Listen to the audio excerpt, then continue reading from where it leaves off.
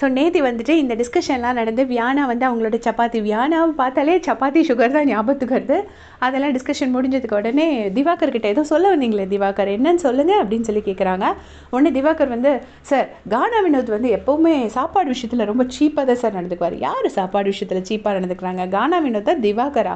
எந்நேரமும் வந்து எக்ஸ்ட்ரா தோசை கேட்குறது, ஜாஸ்தி டீ குடிக்கிறது, ஜாஸ்தி கறி கேட்குறது, திருப்பி சாதம் கேட்குறது, இது எல்லாமே திவாகர். நான் இதை நிறையா வாட்டி லைவில் பார்த்துருக்கேன். பட் தேவையில்லாமல் ஒரு சாப்பாடு பற்றி கமெண்ட் பண்ண வேண்டாங்கிறதுனால நான் சொல்லலை.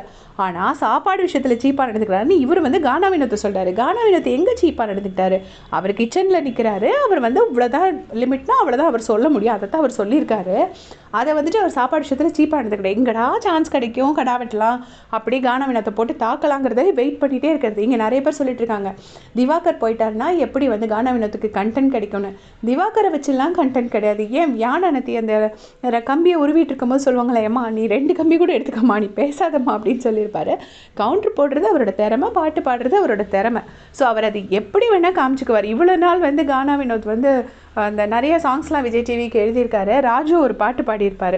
அதை எழுதுனது பாடுறது கூட கானா வினோத் தான். அது நமக்கு இப்போ தான் தெரிய வந்துச்சு. எனக்கு இப்போ என்னன்னா ஒரு பொயட்டிக் ஜஸ்டிஸ் என்ன அப்படின்னா, திவாகர் வந்து கானா வினோத்துக்கு முன்னாடி எவிக்ட் ஆகி போகிறது. ஏன்னா திவாகருக்கு வந்து மனசில் ரொம்ப ஒரு திமிரு. நம்மளை விட கானா வினோத் ரொம்ப குறைஞ்ச ஆளுங்கிற மாதிரி ரொம்ப கேவலப்படுத்தினதுக்கு கானா வினோத் கண்ணு முன்னாடி திவாகர் எவிக்ட் ஆகி போகிறது எனக்கு ரொம்ப ஹாப்பி. உடனே விஜய் சேதுபதி சாரும் நல்லா கொடுத்துருப்பாரு. உடனே சொல்லுவார், ஆமாம் இவருக்கு தெரிஞ்ச வேர்ட்ஸ்லாம் சீப்பு, தராதரம், இவன் ஒரு ஆள் இல்லை அப்படின்னு சொல்லிட்டு திவாகர் சொல்கிற வேர்ட்ஸ் எல்லாம் லிஸ்ட் அவுட் பண்ணியிருப்பார். தீண்டத்தகாதவன். எனக்கு தெரிஞ்ச திவாகர் வந்து ஓட்ஸ் வச்சு வெளியே அனுப்பலான்னு நான் நினைக்கிறேன்.